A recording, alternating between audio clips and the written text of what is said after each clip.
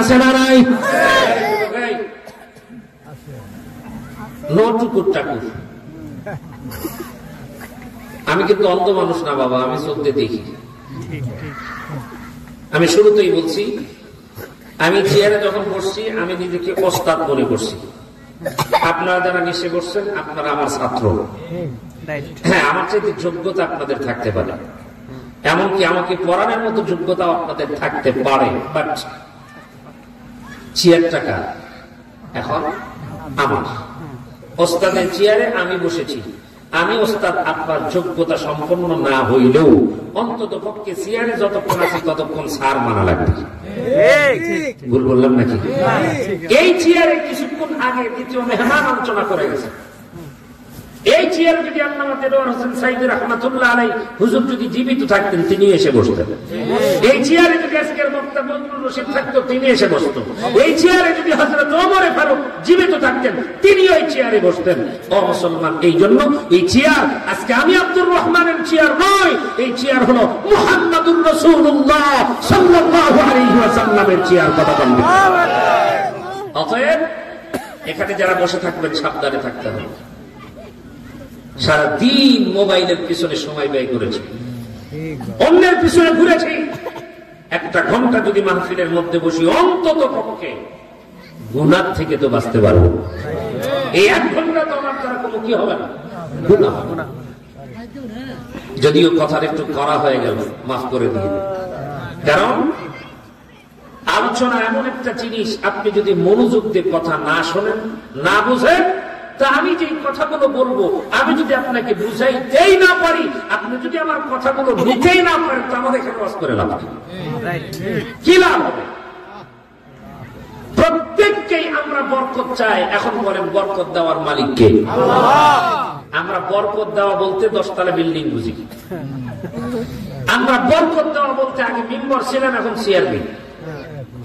আমরা বরকত মানেই বুঝি এখন চেয়ারম্যান, এরপরে এমপি। বরকত মানেই বুঝি আমি এমপি হয়েছি যখন, তাহলে মন্ত্রিত্বের চেয়ার নেওয়াই লাগবে। এই কথা বল না কেন? এই এমপি মন্ত্রী এই চেয়ার টানাটানি করতে যায় সাধারণ জনগণ যত বিপদের মধ্যে পড়ে পড়ুক না কেন, সব বিপদের মধ্যে ফেলা নিজেদের চেয়ারকে অচুট রাখার জন্য পাইতারা করার কারণেই আজকে জমিনের ভিতরে অশান্তি। কথা বল ঠিক কিনা? ও মুসলমান, আল্লাহ পাক বলছেন যখন কোন জনপদের মানুষ কোরআন অনুযায়ী জীবন গঠন করবে। কি অনুযায়ী? বলেন বলেন, কি অনুযায়ী? আচ্ছা, এই যে ভাই সেট চালাইতেছে, এই সেটটা যখন কিনে নিয়ে আসছে তখন একটা প্যাকেট ছিল। ওই প্যাকেটের মধ্যে একটা কাগজ মুড়ানো, এরকম একটা ভাঁজ করা কাগজ ছিল। ওই কাগজের ভিতরে দেখবেন সুন্দর করে দিক নির্দেশনা লেখা আছে যে এই সেটের কোন জায়গায় আপনি ওই কি করে বলে এই মাউথপিসের লাগাবেন, কোন লাইনটা আপনি ব্যাটারি কানেকশন দেবেন, কোন লাইনটা আপনি বিদ্যুতের তার কানেকশন দেবেন। এমনি ভাইজান আসা যদি চিন্তা করে দূর ইঞ্জিনিয়ারের খেতা পুরি, আমি নিজেই তো বড় ইঞ্জিনিয়ার, ব্যাটারির তার লাগাইছে মাইক, কোথায় মাইকে লাগাইছে, আর মাইকের তার যেই জায়গায় লাগবে ওটা নিয়ে এসে বিদ্যুতের তার লাগাই দিছে। এখন আপনারা বলেন সেট চলবে? সেটি বাতিল হওয়ার সম্ভাবনা আছে। তার মানে বোঝা গেল ইঞ্জিনিয়ার যিনি বানাইছেন এই সম্পর্কে ইঞ্জিনিয়ার ভালো জানে। ইঞ্জিনিয়ার যে পদ্ধতি বাতলা দিয়েছে ওই পদ্ধতির বাইরে কাজ করলে যেমন ইঞ্জিন ঠিক থাকে না, ঠিক তেমনি করে আমাকে আপনাকে আল্লাহ বানাইছে, আসমান আল্লাহ বানাইছে, জমিন আল্লাহ বানাইছে। এই জমিনের ভিতরেও চলতে হলে আল্লাহর আইন, আল্লাহর বিধান মিলেই চলতে হবে। না চললে যেমন সেট নষ্ট হয়, আপনার আমার ঈমানটাও নষ্ট হবে। কথা বল ঠিক কিনা? একটু ভাবেন তো, জমিনের ভিতরে কার হুকুম মোতাবেক চলি আমরা? জি আল্লাহ, খুব আল্লাহ মোতাবেক চলেন। আমাদের দেশের বিচার ফয়সালা কেমন? খারাপ। টাকা আছে যা, বিচার আছে। ভুল বললাম নাকি? তাহলে এটা কি কোরআন দিয়ে বিচার হলো? কোরআন বলছে ইন্নাল্লাহা ইয়া'মুরু বিল আদলি ওয়াল ইহসান। ইনসাফ ভিত্তিক বিচার জমিনের ভিতরে প্রতিষ্ঠিত করার জন্য আল্লাহর নবীকে অর্ডার করেছেন কে? আল্লাহ। আর আমরা যা করতেছি আমাদের মতো করে করতেছি, এখানে আল্লাহর কোন বিধান। মুসলমান বন্ধুরা আমার খেয়াল করেন, যদি এই জমিনটা আল্লাহর কোরআন দিয়ে চলতো, এই জমিনটা যদি নবীর সুন্নাহ মোতাবেক চলতো, তাহলে আজকে সমাজের মানুষ নামাজ না পড়ে ঘরে বসে থাকতে পারত না। কথা কোন ঠিক কিনা? মুসলমান বন্ধুরা আমার, এই জন্য আমার আল্লাহ রাব্বুল আলামিন বলেন, দুনিয়ার জমিনের মানুষেরা তোমরা শোনো, যখন তোমরা আমার কোরআন মোতাবেক তোমাদের জীবনটা পরিচালনা করবা, আল্লাহর নবীর সুন্নাত মোতাবেক তোমরা যখন চলবা, তখন আমি আল্লাহ রাব্বুল আলামিন এই জমিনের বরকতের দরওয়াজা, আসমানের বরকতের দরওয়াজা আমি আল্লাহ পাক খুলে দিব। এখান থেকে আপনাদেরকে একটা জিনিস বুঝাবার চাই, আসমানের বরকতের দরজা হলো যেই সময় পানি লাগবে ওই সময় পানি, যেই সময় সূর্যের আলো লাগবে ওই সময় সূর্যের আলো, আর জমিন থেকে কোন সময় কোন আবাদটা সঠিকভাবে দিতে হবে আমার আল্লাহ দিয়ে দিবে। ও মুসলমান, অনেক মানুষ এই জমিনের ভিতরে ধনী আছে, ধনীর মধ্যে কিন্তু বরকতকে বোঝায় না। বরকত ওই জিনিসকে বোঝায় যেই মানুষ আলু ভর্তা দিয়ে ভাত খাওয়ার পর তার অন্তরের ভিতর থেকে বের হয় আলহামদুলিল্লাহ। রাতের বেলা যখন ওই ভর্তা ভাত দিয়ে খাওয়ার পরে ঘুমায়, তখন তার কোন ঘুমের ঔষধ খাওয়া লাগে না, অটোমেটিক তার চোখের ভিতরে ঘুম চলে আসে। কথা কোন ঠিক কিনা? কিন্তু মুসলমান, এই জমিনের ভিতরে শান্তির জন্য আমরা কত পরিকল্পনা করলাম, কত নিয়ম মানলাম, কত আইন করলাম, কত কিছু করলাম, কিন্তু মুসলমান এরপরেও তো আমরা শান্তি পেলাম না। এই জন্য আমার আল্লাহ রাব্বুল আলামিন বলেন, যখন তোমাদের অন্তরের ভিতরে থাকবে আমি আল্লাহর ভয়, যখন তোমরা আমার ভয় নিয়ে যখন চলবা, তখন দুনিয়ার জমিনে মানুষের তৈরি করা আইন কেউ মানবে না। আইন মানতে হবে আওয়াজ করে, জোরে জোরে জোরে বলেন কার। বলেন 2 নম্বর মুমিনের গুণ হলো ওয়াইদা তুলিয়াত আলাইহিম আয়াতুহু যাদাতুহুম ঈমানা।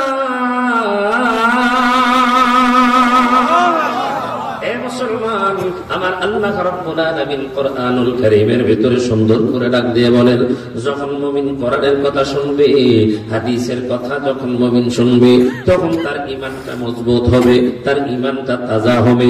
ঈমান তাজা হওয়ার অর্থ কি?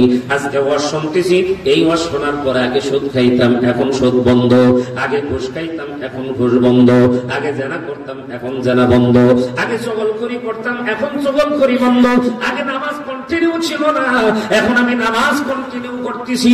কিন্তু মুসলমান, আমাদের বাংলাদেশে যেই পরিমাণ কোরআনের মাহফিল হয়, প্রত্যেকটা মাহফিল থেকে যদি একটা করে মানুষ পরিবর্তন হইতো, একটা করে মানুষ যদি হেদায়েত হইতো, তাহলে মুসলমান আল্লাহর গোলাম আমাদের বাংলাদেশে এতদিনে প্রত্যেকটা মানুষ আল্লাহর ওলি হয়ে যাইতো।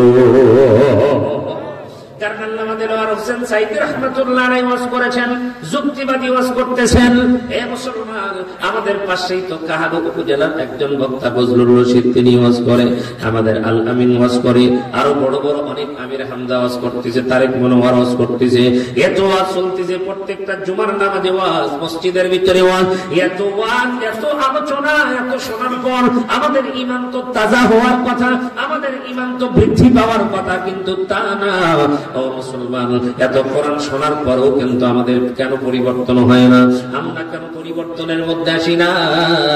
তার মানে হলো শুধু কোরআন শোনায়া পরিবর্তন আনা যাবে না, যাবে না, যাবে না। এই কোরআনকে জমিনের ভিতরে বাস্তবায়ন করা লাগবে, ঠিক কিনা? যতগুলো মানুষ আপনারা আছেন, আপনাদেরকে আমি কোরআন শোনাইতেছি, কোরআনের আলোচনা শোনাইতেছি, কিন্তু আমাদের মধ্যে আমি যদি জিজ্ঞেস করি কয়জন আপনারা সূরা ফাতিহা জানেন, কয়জন আপনারা সূরা ফাতিহার তরজমা জানেন, আপনাদের মধ্য থেকে কে আছেন একটু দোয়া কোনো আমাদেরকে শোনায় দেন। আমি যদি এই মজমার মধ্যে আমার কোন একজন যুবককে যদি বলি, ও যুবক ভাই তুমি একটু দাঁড়াও, দোয়া কোনো একটু তুমি আমারে শোনায় দাও, বলেন তো দিকে আমাদের দেশের যুবক কয়জন পারবে? আপনারা মনে কষ্ট নেবেন না। এই তো মাত্র মনে হয় পরশু দিন অথবা তার আগের দিন আমার মাদ্রাসার পাশে একটা দোকান আছে, ওই দোকানদারের নিকটে আমি কিছু একটা জিনিস ক্রয় করতে গিয়েছিলাম। গিয়ে যখন আমি দাঁড়াইছি নিচ্ছি, এমন সময় দেখলাম ওই জায়গার ভিতরে একটা ছেলে দাঁড়ায় আছে, খুব বেশি বয়স হলে 7 বছর বা 8 বছর হবে। ওই ছেলেটা দেখি বলতে যে সাদা সাদা কালা কালা। আমি ছেলেটার মাথায় হাত দিয়ে বললাম, বাবা কি কও? কয় হুজুর গান কই। ডাইরেক্ট কথা, কয় হুজুর গান কই। আমি বললাম তোমার কণ্ঠটা তো বড় ভালো বাবা, একটু কালেমা বলো তো। কয় হুজুর ওটা আবার কি? ও মুসলমান ঘরের সন্তান, একটু দিলের কান্দে কথাটা ভালো করে বোঝার চেষ্টা করবেন। আমি আমার যুবকদেরকে বলবো, যুবকরে তোমাকেই বলতেছি শোনো। এই যুবক, তুমি কান ফেলায় শোনো। তুমি তো এখন পর্যন্ত শিখতে পারো নাই। তোমার মগজ তো অনেকগুলো গান আছে, তোমার মোবাইলের ভিতরে অসংখ্য গানের ভিডিও আছে, তোমার মোবাইলের ভিতরে তুমি ওয়াজ রাখতে পারলা, কিন্তু যুবক তুমি একটা বারের জন্য কেন তুমি একটা বারের জন্য কোরআন তেলাওয়াত শিখতে পারলা না? এই যুবক, গুড বন্ধু কি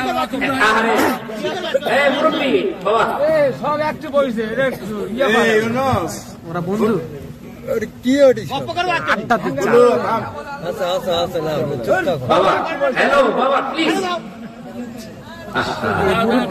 এটা মহব্বতে জিকির করেন। লা ইলাহা ইল্লাল্লাহ, লা ইলাহা ইল্লাল্লাহ, লা ইলাহা ইল্লাল্লাহ, লা ইলাহা ইল্লাল্লাহ, লা ইলাহা ইল্লাল্লাহ মুহাম্মাদুর রাসূলুল্লাহ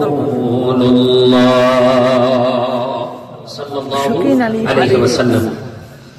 এটা যুবক ভাইয়ের কি কটকটি নিয়ে আসছে, আমাকে দেন। কটকটি মটকটি যা নিয়ে আসছেন দিয়ে দেন। আহারে আমার বড় কষ্ট, প্লিজ আপনারা আমার দিক তাকান। আমি বলি আমার ভাইদেরকে যদি আমার ক্লাসটা আমি যদি কন্ট্রোল করতে না পারি, তাহলে এটা আমার ব্যর্থতা, আসলে তা আপনাদের না, কারণ এটা আমার ব্যর্থতা। আমি অযোগ্য। আমি যদি যোগ্যতা হইতাম, যোগ্যতা সম্পন্ন যদি হইতাম, তাহলে হয়তো কন্ট্রোল করা আমার জন্য কি হতো, সহজ হতো। সব শিক্ষক কি সব ক্লাস কন্ট্রোল করতে পারে? পারে না তো। দেখেন না, একই স্কুলের 10 জন শিক্ষক আছে, এক শিক্ষক স্কুলের মধ্যে ঢোকে সব ছাত্র 6 জন, অথচ উনি আসার আগে কিন্তু 9 জন স্টিল স্কুলে আছে, এরপরও ছাত্ররা দৌড়দৌড়ি করতে আছে, কিন্তু একজন ঢুকছে বা সব ক্লিয়ার। এরকম প্রত্যেকটা প্রতিষ্ঠানে একজন করে থাকে কি থাকে না? আমি হয়তো এরকম কেউ কিছু না, যার কারণে আমার যুবক ভাইয়েরা যারা আছেন, আমি আমার ভাইদেরকে বলি, ভাই ইসলাম মুরব্বীরা যতই ওয়াজ শুনুক, এদেরকে দিয়ে ইসলাম আর নতুন করে কায়েম হওয়ার কোন সম্ভাবনা নেই। ইসলামকে সামনের দিক আগায় নিতে হলে যুবকদেরকে ইসলামের ছায়াতলে আসতেই হবে। এটা যদি আমরা যতদিন পর্যন্ত করতে না পারবো, ততদিন পর্যন্ত শুধু চিল্লানোই লাগবে, কিন্তু সমাজ পরিবর্তন হবে না। সমাজ পরিবর্তনের চেষ্টা কেউ কম করে নাই। আল্লাহর নবী সমাজকে পরিবর্তন করার চেষ্টা করেছেন, কিন্তু যখন আল্লাহর নবী কোরআন দিয়ে সমাজ পরিচালনা করা শুরু করেছে, তখন পুরা সমাজ চেঞ্জ হয়ে গেছে। কথা কোন ঠিক কিনা? আমরা তো আমাদের সমাজ পরিবর্তন করি, আমরা অন্যকে সংশোধন করতে চাই, কিন্তু আমি নিজেই তো সংশোধন হতে চাই না। আমি আমার যুবকদেরকে বলি, যুবক তুমি ঠিক হও, অথচ যুবক আমার দিক তাকায় দেখতেছে, আমাকে বেরি খাবার নিষেধ করে, অথচ নিজে বেরি খায়। কি বলেন? এই জন্য সমাজ চেঞ্জ করতে হলে আগে নিজের থেকে সমাজকে চেঞ্জ করার আগে নিজেকে চেঞ্জ করতে হবে। মুসলমান বন্ধুরা আমার, মনে কষ্ট পেয়ে থাকলে মাফ করে দেন। কথা যেটা বোঝানোর জন্য বলতেছিলাম, কুরআনুল কারীম যখন কোন ব্যক্তি শিখবে, এই মজমার ভিতরে আপনারা যারা আছেন যুবকদেরকে বলি, যদি যুবক কে দোয়ায় কোন করতে পারে, হাত উঠায় দোয়ায় কোনটা বলো। যুবক বলতে পারে না। ওই যে ছোট্ট ছেলেটার কথা বলতেছিলাম, ওই ছোট্ট ছেলেটাকে জিজ্ঞেস করলাম, কয় হুজুর কালেমা আবার কি, কালেমা আবার কি? এই মজমার ভিতর অনেকগুলো মুসলমান, কিন্তু এখন পর্যন্ত আপনি কালেমা পড়তে পারেন না, এখন পর্যন্ত আপনি কালেমা শুদ্ধ করে শিখতে পারেন নাই, অথচ নিজেকে আপনি মুসলমান বলে দাবি করতেছেন। না না না, আপনি কোশ্চিন কালেও কোনোদিন মুসলমান হতে পারবেন না, আপনাকে আল্লাহর কালেমা শিখতে হবে। কথা কোন ঠিক কিনা? একটা আমার সঙ্গে সবাই বলেন, লা ইলাহা, আওয়াজ করে বলেন লা ইলাহা ইল্লাল্লাহু মুহাম্মাদুর রাসূলুল্লাহ। এই যে কালেমাটা আপনি বললেন, আপনাকে যদি জিজ্ঞেস করা হয় যুবক তুমি কালেমার অর্থ বলো, যুবক বলবে হুজুর কালেমার অর্থ হলো এই লা ইলাহা ইল্লাল্লাহ, নাই কোনো মাবুদ আল্লাহ ছাড়া, মুহাম্মাদুর রাসূলুল্লাহ সাল্লাল্লাহু আলাইহি ওয়াসাল্লাম আল্লাহর বান্দা ও রাসূল। এই পর্যন্তই বলেই কিন্তু যুবক চুপ হয়ে যাবে। আমি বলি না না, শুধু কালেমা এতটুকু বললেই চলবে না, কালেমা এতটুকু বললেই চলবে না। এই কালেমাটা শুধু আপনি পড়লেন, কিন্তু কালেমার অর্থ কিন্তু এতটুকুই নয়। লা ইলাহা ইল্লাল্লাহ যখন আপনি বলবেন, তখন দুনিয়ার জমিনে আপনার আর কিছু করার থাকবে না। আপনার পা ফেলবেন আল্লাহর হুকুমে, আপনার হাত চালাবেন আল্লাহর হুকুমে, আল্লাহ আপনার চোখ চলবে আল্লাহর হুকুমে, আপনার জীবন চলবে আল্লাহর হুকুমে। তার মানে হলো কালেমা যখন আপনি করেছেন, ইসলামকে আপনি কবুল করেছেন, আর ইসলামকে যখন কবুল করেছেন তখন দুনিয়ার আর কারো হুকুম মানা যাবে না, হুকুম মানতে হবে আল্লাহর। আর আল্লাহর হুকুম যখন মানবেন, কোরআন শোনার পরে আপনার ঈমান পরিবর্তন হয়ে যাবে, আপনার ঈমান তাজা হবে। সাহাবীরা তো কোরআন শুনেছে, চেঞ্জ হয়ে গেছে, কিন্তু আমরাও কোরআন শুনি, আমাদের মধ্যে কোনো চেঞ্জিং নাই, আমাদের মধ্যে কোনো পরিবর্তন নাই। পরিবর্তন না আসার পেছনে কারণ আমরা নিজেদেরকে চেঞ্জ করার জন্য বিন্দু পরিমাণের চেষ্টাও করি না। কথা কোন ঠিক কিনা? দুই নাম্বার হলো ওয়াইদা তুলিয়াত আলাইহিম আয়াতুহু যাদাতুহুম ঈমানা। যখন আমরা কোরআনের কথা শুনবো, হাদিসের কথা যখন শুনবো, তখন আমাদের ঈমানটা মজবুত হবে, ঈমানটা বৃদ্ধি পাবে। আর তিন নাম্বার হলো ওয়া আলা রাব্বিহিম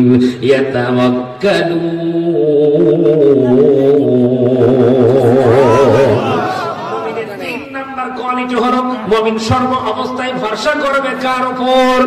এই মুসলমান আওয়াজ করে জোরে বলেন কার উপর? ভরসা করি কার উপর? আল্লাহর উপরে ভরসা করি কখন?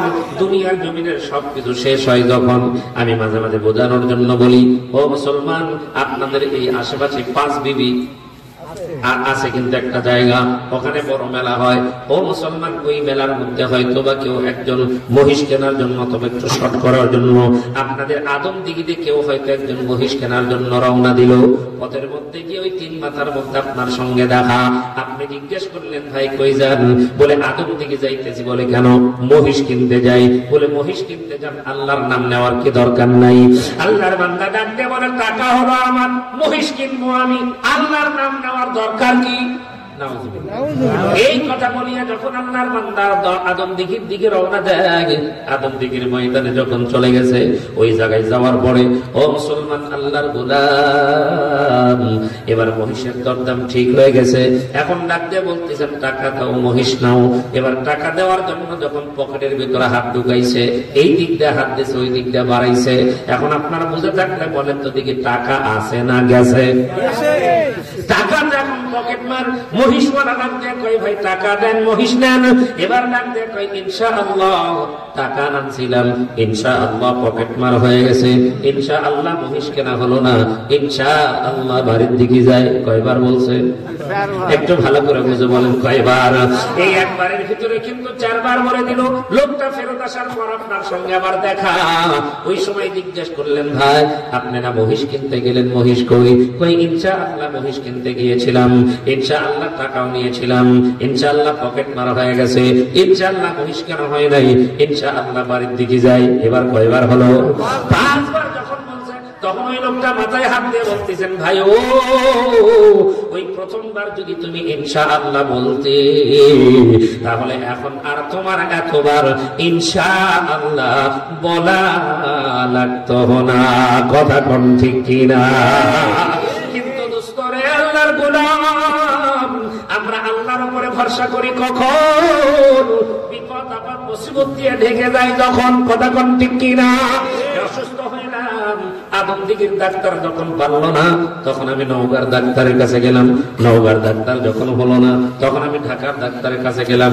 ঢাকার ডাক্তার যখন হলো না, তখন আমি সিঙ্গাপুর পর্যন্ত গেলাম। সিঙ্গাপুর যখন হলো না, তখন বলি আল্লাহ এখন তুমি ছাড়া আর কেউ নাই। কি কথা বল না কেন? তার মানে হলো যখন দুনিয়ার সব কর্ম শেষ, তখন আমরা আল্লাহর কাছে ধর্ণা দেই? না না না, প্রথম হালতেই ধর্ণা দেওয়া লাগবে। আল্লাহ কোরআনুল কারীমের মধ্যে বলেন, ওয়া মাইয়াতাওয়াক্কাল আলাল্লাহি ফাহুয়া হাসবুহু। আমার আল্লাহ রাব্বুল আলামিন কোরআনুল কারীমের মধ্যে বলেন, যখন আল্লাহর কোন বান্দা আমি আল্লাহর উপরে ভরসা করবে, তখন আমি আল্লাহ রাব্বুল আলামিন বান্দার সাহায্যকারী হয়ে যাব। সুবহানাল্লাহ জোরে বলেন। তার মানে মুসলমান, এখান থেকে একটা জিনিস আমরা বুঝতে পারলাম, এক নাম্বার হলো আল্লাহর ভয় থাকবে যার দিলে, তিনি হলে মুমিন। দুই নাম্বার হলো কোরআন শোনার পরে বৃদ্ধি যখন পাবে, তিনি হলো মুমিন। তিন নাম্বার হলো যখন কোন কাজ করুক না কেন, সর্ব অবস্থায় সর্ব হালতে ভরসা করবে কার উপর? এই মুসলমান, যদি এই কথাগুলো কাজগুলো যদি আপনার আমার মধ্যে থাকে, কিন্তু আমি তো আজকে নিজেকে মুমিন বলে দাবি করি, কিন্তু আমার রব কে? আল্লাহ। আর একবার একটু বলা যাবে, আমার রব কে? এই কথাটা কি শুধু মুখের মধ্যে বললেই হবে, নাকি এই কথার উপরে কায়েম থাকা লাগবে?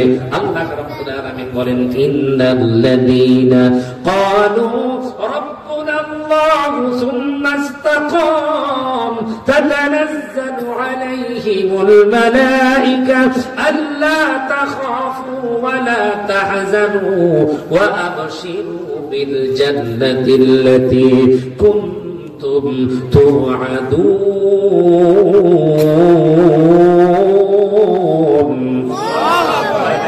আমার যুবক ভাইরা আওয়াজটা করলে তার জোরে শোনা যাবে, সকলে বলেন না আল্লাহু আকবার। আরেকবার একটু জোরে কি বলা যাবে? আল্লাহু আকবার। নিশ্চয় যারা বলে আমার রব আল্লাহ, আরেকবার বলি, আমাদের রব কে? আল্লাহ। এই কথা শুধু আপনি বলেন, কিন্তু আপনার উপরে কোনো বিপদ নাই। আমিও বলি আমার উপরে কোনো বিপদ নাই, কিন্তু আল্লামা দেলওয়ার হোসেন সাইদী রাহমাতুল্লাহ আলাইহি হুজুর তিনিও বলেছেন আমার রব আল্লাহ, তার উপরে বিপদ। মামুনুল হক সাহেব বললেন তার উপরে বিপদ। ও মুসলমান, কেন কেন কেন? কারণ কি, আমার আপনার রব বলা আর তাদের রব বলার মধ্যে কিন্তু পার্থক্য আছে, যার কারণে তাদের শাস্তি হয়, তাদের বিচার হয়, তাদের পরীক্ষা হয়, কিন্তু আমার আপনার কোনো পরীক্ষা নাই। কথা কম ঠিক কিনা? আপনিও মুমিন, আমিও মুমিন, আপনিও কালেমা পড়েন, আমিও কালেমা পড়ি, আপনার উপরেও কোনো সমস্যা নেই, আমার উপরেও কোনো সমস্যা নাই, কিন্তু এই দিক কেন হয়ে গেল মুসলমান? আল্লাহ পাক এই জন্যই তো বলেছেন সুম্মা ইসতাকাম। এই কথাটা শুধু বললেই হবে না, এই কথার উপরে কায়েম থাকা লাগবে, কায়েম থাকা লাগবে। আর যারা কায়েম থাকবে, ওই ব্যক্তি কায়েম থাকতে পারবে যার দিলের ভিতরে আসে কার ভয়। একটা উদাহরণের মাধ্যমে আমি আপনাদেরকে আল্লাহর ভয় কাকে বলে, রব মাইনা নিলে আল্লাহ পাক কেমন বিচার তাদের করেন। ও মুসলমান, আপনাদের খেদমত আমার একটা ছোট্ট গল্প মনে পড়ে গেল। আল্লাহর নবী জনাবে মুহাম্মদুর রাসূলুল্লাহ সাল্লাল্লাহু আলাইহি ওয়াসাল্লাম মেরাজের রাত্রিতে জিবরাইলকে সঙ্গে করে নিয়ে যখন পথ চলতেছিলেন, পথ চলতে চলতে এক জায়গায় গিয়ে আল্লাহর নবী থমকে দাঁড়িয়ে গেছেন। এক কদম সামনেও দেয় না, আবার এক কদম পিছাও না। জিবরাইল ডাক দিয়ে বলে, হুজুর এই জায়গার মধ্যে আপনি দাঁড়াইলেন কেন? চলেন সামনের দিক যাই। আল্লাহর নবী ডাক দেখো, জিবরাইল আমি যা বুঝতে পারি তুমি কি তা বুঝতে পারো? জিবরাইল ডাক দিয়ে বলে, পয়গম্বর আপনি কি বুঝতে পারতেছেন? বলে, এই মুহূর্তে আমার নাকের ভিতরে জান্নাতের ঘ্রাণ পাইতেছি। আমি একটু জান্নাত চাই। দুনিয়ার জমিনের ভিতরে জান্নাতের খুশবু তো আসার কথা না, দুনিয়ার জমিনে জান্নাতের ঘ্রাণ কথাই পাই। এবার জিবরাইল ডাকতে বলতেছেন, পয়গম্বর এটা জান্নাতের ঘ্রাণ আপনি পাইতেছেন তা ঠিক আছে, কিন্তু দুনিয়ার জমিনে ডাইরেক্ট এটা জান্নাতের খুশবু নয়, জান্নাত থেকে আপনার কান্নাকে আসতেছে না। কারণ এই জায়গার ভিতরে কয়েকজন রব বলনেওয়ালার হাড় হাড্ডি মাটির মধ্যে আছে। আল্লাহ রাব্বুল আলামিন তাদের এই কবরটারে জান্নাত দিয়ে সাজায়া দিছে। আল্লাহর নবী ডাকতে বলে, জিবরাইল এই মানুষটাকে, কি এত দামি মানুষ, কি একটা এত বড় কাজ করলো যার জন্য তার এত কিছু। জিবরাইল লাগতে বলে পয়গম্বর, এই কথাটা যদি আমি আপনার সামনে বলতে চাই তাহলে তো লম্বা সময় লাগবে। নবীজি বলতেছেন, না শোনা পর্যন্ত সামনের দিক কদম বাড়াবো না, তুমি বলো বলো বলো, আমি একটু জানতে চাই। জিবরাইল লাগতে বলে পয়গম্বর, এই মানুষটার লাশ আর কেউ নয়, এটা কিন্তু কোন পুরুষ মানুষের লাশ নয়, এই কবরের ভিতরে আছে একজন মহিলা মানুষের লাশ, একজন মহিলা এবং তার সন্তানদের লাশ। বলে কে সে, কে? বলে এই মহিলাটা হলো সেই মহিলা যে মহিলাটা ফেরাউনের দাসী ছিল। আল্লাহু আকবার বলেন। কার দাসী? এটা আওয়াজ করে কি বলা যাবে কার দাসী? মুসলমান ফেরাউনের দাসী। ফেরাউনের বাড়িতে ও মুসলমান চিরুনি দিয়া চুল আশ্রাইতেছিল, চুল আশ্রাইতেছিল। এই চুল আশ্রাইতে গিয়া হাতের থেকে চিরুনিটা পড়ে যায়, পড়ে যাওয়ার সঙ্গে সঙ্গে আল্লাহর বান্দি বিসমিল্লাহ বলে চিরুনিটা উঠায় নাই। সঙ্গে সঙ্গে ডাকতে বলে, তুমি কার নাম নিলা? কার নাম নিলা? যেই নামটা তুমি নিলা এই নামের সঙ্গে তো আমার বাবার নাম নাই, এই নামের সঙ্গে তো আমার বাবার নাম নাই, তুমি কার নামটা নিলা? ডাকতে বলতেছেন, শোনো শোনো শোনো, আমি যেই মানুষটার নাম, আমি যার নাম নিলাম তিনি হলেন আমার আল্লাহ। তোমার যিনি বানাইছেন তিনি আমার আল্লাহ, তোমার বাবারে যিনি বানাইছেন তিনি আমার আল্লাহ। এবার ফেরাউনের পালক নিয়ে ডাক দিয়ে বলতেছেন, কি বলো কি বলো? আমার বাবার চাইতে বুঝে আর একটা কোনো খোদা আছে নাকি? একদম দিয়ে বাবা কি গিয়া ডাক দিয়ে বলতেছেন, বাবা আপনার বাড়িতে যেই চাকরটা আছে ওই দাসীটা আপনাকে কিন্তু আল্লাহ বলে মানে না, ও আর একজনকে আল্লাহ বলে নামে মানে। এবার দাসীকে ডাক দেওয়া হলো, দাসী ডাক দিয়ে বলতেছেন, দাসী রে কি ব্যাপার, কি ব্যাপার, তুমি এই কাজটা কেন করলা? তোমার রবকে? এবার দাসী ডাক দিয়ে কয়, আমার রব আল্লাহ। একটা আওয়াজ করে বলা কে যাবে মারহাবা। এই বলছে আমার রব আল্লাহ। ফেরাউন ডাক দিয়ে বলতেছে, কি এত বড় সাহস, আমি আল্লাহ তোর সামনে থাকতে আমার আল্লাহকে রে? ওয়ালাম ইয়াকুল লাহু কুফুয়ান আহাদ, আল্লাহর সমকক্ষ কেউ আছে? আওয়াজ করে জোরে বলেন আছে। ফেরাউন ডাক দিয়ে বলতেছেন, আমি তো আল্লাহ, আবার আল্লাহকে।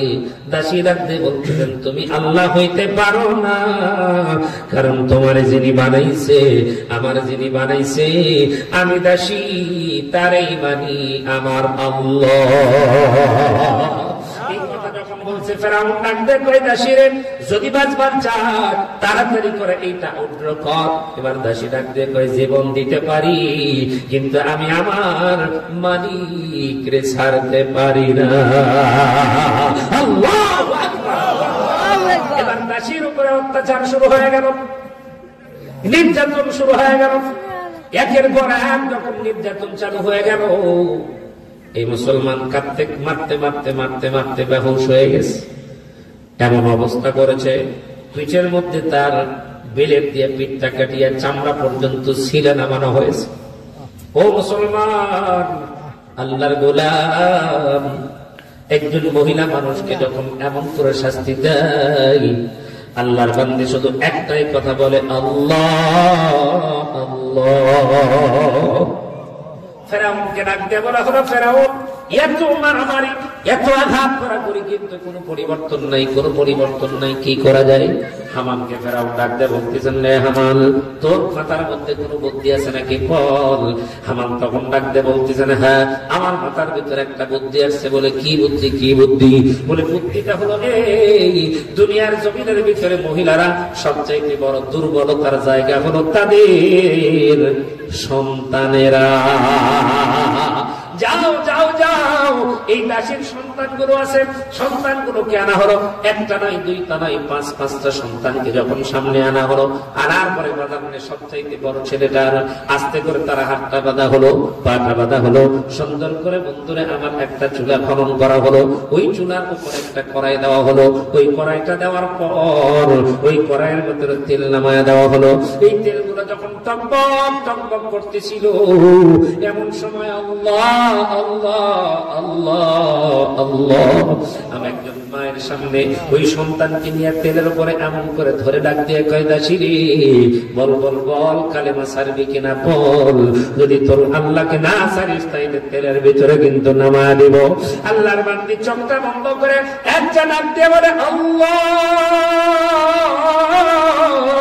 তুমি ছাড়া আমার কেউ নাই রে মালিক, তুমি ছাড়া আর কেউ নাই, ও দরদি আল্লাহ, ও দরদি আল্লাহ বলে ডাক দেয়। আর ডাক দিয়ে কয় এ ফেরাউন শোনো শোনো শোনো, আমার ওই একটা সন্তান কেন একটা একটা করে দিতে দিতে সব সন্তানগুলোকে যদি তুমি তেলের মধ্যে দিয়ে দাও আমি সব সন্তানকে কুরবানি করতে পারবো, কিন্তু আমার জবান থেকে আমার আল্লাহর নাম মুছে ফেলতে পারবো না। মুসলমান আমার ইমান কারে কয়? আপনার আমার ইমান হলো কসুর পাতার পানি।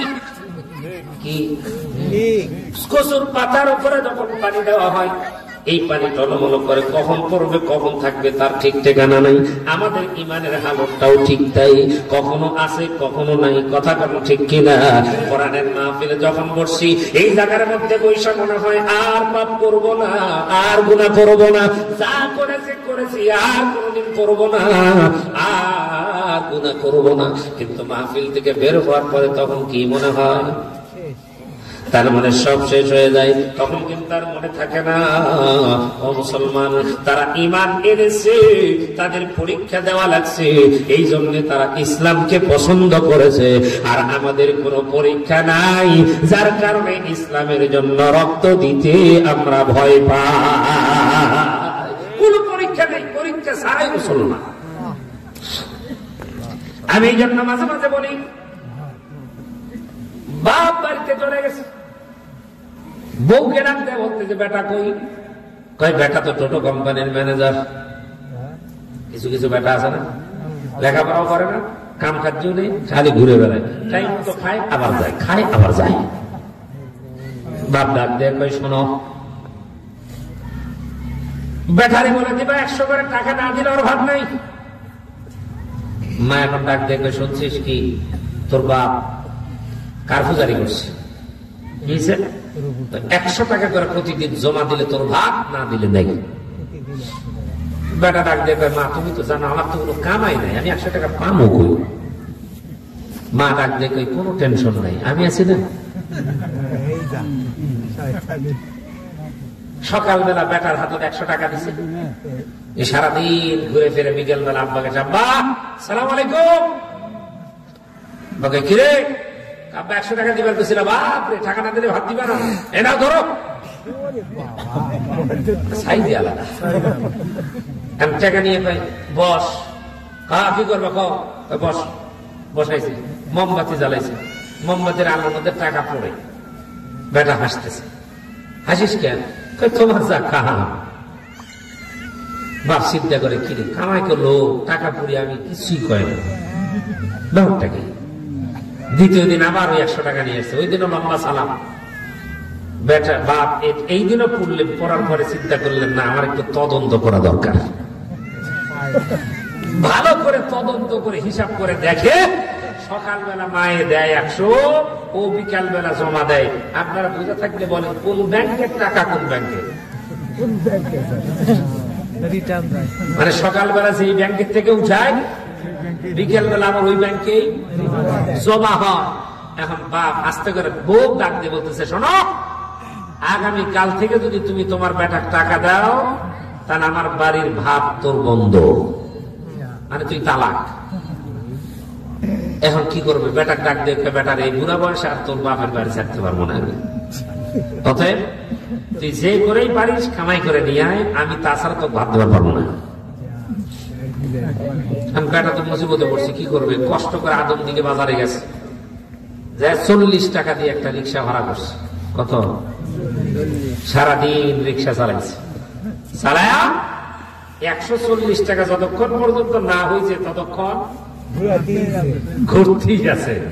140 টাকা জমা হয়েছে, 40 টাকা জমা দিয়া 100 টাকার নোট নিয়ে রাস্তা দিয়ে আসে, টাকার এই পিঠেও দেখে ও পিঠেও দেখে, একবার হাত দেখে একবার পা দেখে। এই কথাটা আমি কি করে আপনাদেরকে বুঝাই? আমার বাবা একবার তরমুজ আবাদ করছিল। আমি মাদ্রাসায় পড়ি, মাদ্রাসা থেকে মাদ্রাসা ছুটি বাড়িতে গেছি, তো দেখি আমার বাবা ওই তরমুজের জমিতে কোদাল দিয়ে ওই ইয়াগুলো বাঁধে দিচ্ছে। আমি তখন চিন্তা করলাম যে আব্বা পুরা বয়স্ক মানুষ, সে কাম করে, তাহলে আমি একটু যাই। কোদাল আমি একটা কান্দে নিয়ে শুরু করে দিচ্ছি। আব্বা মারতেছে যে জোরে, আমি তার সাথে ডবল জোরে মারি। বুঝেন না, গায়ে তো জোর আছে, বেশি না, 8-10টা মারার পরে দিকে আমার হাতের খবর। এদিকটা ফসকা তো উঠছেই ফসকা ফাইটা বাড়ে। এখন আমি এরকম করে হাত দেখেছি। আমার আব্বা ডাক দিয়ে, বাবা কি হয়েছে? বললাম যে আব্বা আপনি এতক্ষণ ধরে করতেছেন, কিছু হয় না, আমার তার হাত চলতেছে না। আব্বা মুসকে মুসকে হাসে আর বলে, বেটা আমি তোমার তো কামদাই কোদাল দিয়ে কাম করার জন্য মাদ্রাসায় দেই নাই।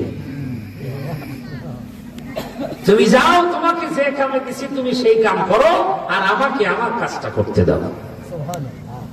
আমি আমার যুবক ভাইদেরকে এখানে একটা কথা বলতে চাই।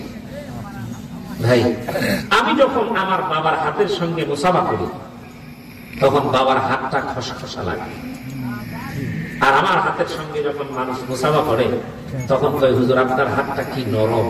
তখন আমার মনে হয় কি জানেন, আমার এই নরম হাত বানানোর পিছনে আমার বাবার ওই খসখসা হাতের সবচাইতে বেশি প্রয়োজন ছিল।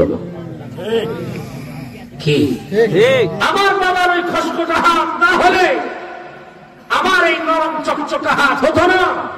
অতএব বাবাদেরকে কষ্ট দিও না রে যুবক, মাদেরকে কষ্ট দিও না। মা বাবার কাছ থেকে দোয়া নাও, আল্লাহ তোমাকে অনেক উঁচু আসলে আল্লাহ পাক বসায় দিবে। মুসলমান বন্ধুরা আমার খেয়াল করেন, যেই কথার থেকে কথাটা বলতেছিলাম, বেটা এবার টাকা নিয়ে আসেন। একবার ডান হাত দেখে, একবার বাম হাত দেখে, একবার পা দেখে, আর সামনের দিক চলে, আর চিন্তা করে আহারে 100 টাকা ইনকাম করতে এত খাটনি লাগে, তা তো আমার বোঝা ছিল না। বাবার কাছে যেবার সালাম দিচ্ছে, আসসালামু আলাইকুম ওয়া রাহমাতুল্লাহ, এইবার সালামের সুরটাও চেঞ্জ হয়ে গেছে। বাবা ডাক দেখায়, বেটা কি খবর, কেমন আছো? বলে আম্মা ভালো। এই যে টাকা নেন, এবার বাবা এই টাকাটা নিয়ে প্রতিদিনের মতো সেই দিনও মোমবাতির আলো জ্বালাইছে। মোমবাতির আলোটা জ্বালায়া ওই মোমবাতির আলোর মধ্যে যখন টাকাটা এমন করে দিবার গেছে, বেটা এবার লাভ দিয়ে যে টাকাটা খাইরে নিয়ে পায়, আব্বা প্রত্যেকটা দিন টাকা পড়ার তুমি একটা তামসা পাইছো। বাবাই ডাক দিয়ে কই কেন?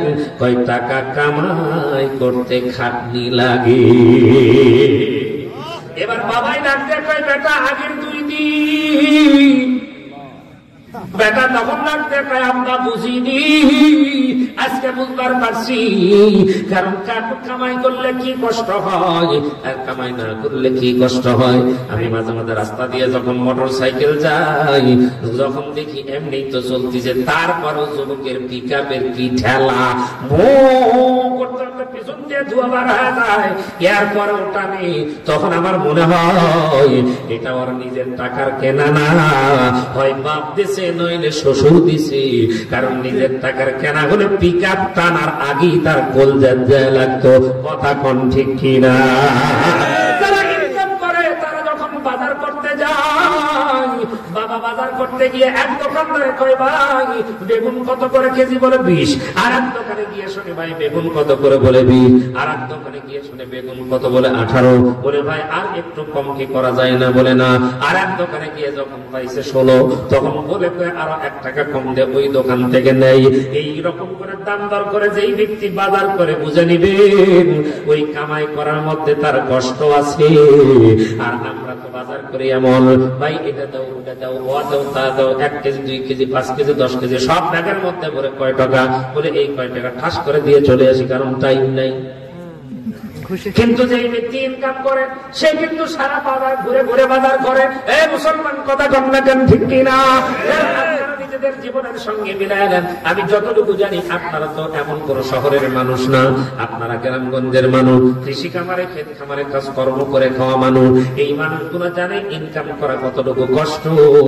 আশরাফ আলী থানভী রাহমাতুল্লাহ আলাইহি এই গল্পের মাধ্যম দিয়ে যেই জিনিসটা বুঝাইছেন, এই 2 দিন টাকা পড়ছে তার কষ্ট হয় না, কিন্তু 3য় দিন তার টাকা পড়তে দেয় নাই, তার কষ্ট হয়েছে। কারণ তার ওই টাকা কামাই করতে খাটনি লাগছে, এই জন্য টাকার প্রতি মহব্বত। ঠিক তেমনি করে বাদান, আমার বাবা মুসলমান, আমার দাদা মুসলমান, আমার নানা মুসলমান, আমার মা মুসলমান, এই সূত্রে আমি মুসলমান। আমাকে ইসলাম গ্রহণ করার জন্য কষ্ট করা লাগে নাই, জেলে যাওয়া লাগে নাই, জুলুম হয় নাই, নির্যাতন হয় নাই, নিরপরাধ আমি ছিলাম, যার কারণে আমি ইসলামের কষ্টটা বুঝি না। কিন্তু আপনি মামুনুল হককে জিজ্ঞেস করেন ইসলামের কষ্ট বুঝবে? আওয়াজ করে কথা গণনা কান ঠিক কিনা? ইসলাম মাদানি পিচ্চিকে জিজ্ঞেস করেন, ও ইসলামের কষ্ট বুঝবে? আমির হামজাকে জিজ্ঞেস করেন, ও ইসলামের কষ্ট বুঝবে? এ মুসলমান, কারণ তারা পরীক্ষা দিয়েছে। আওয়াজ করে কথা কোন ঠিক কিনা? তৈরি থাকো, তৈরি থাকো। আবারও কিন্তু মনে করো না তোমরা স্বাধীন হইছো, না না না, আবারও কোন পরীক্ষা তোমাদের সামনে আসতে পারে। কারণ আল্লাহর নবী গাজওয়ে হিন্দের ওয়াজ আল্লাহর নবী 1000 বছর করে গেছে। হিন্দুদের সঙ্গে মুসলমানদের যুদ্ধ হবে, আর যুদ্ধে মুসলমানেরা জয়ী হবে।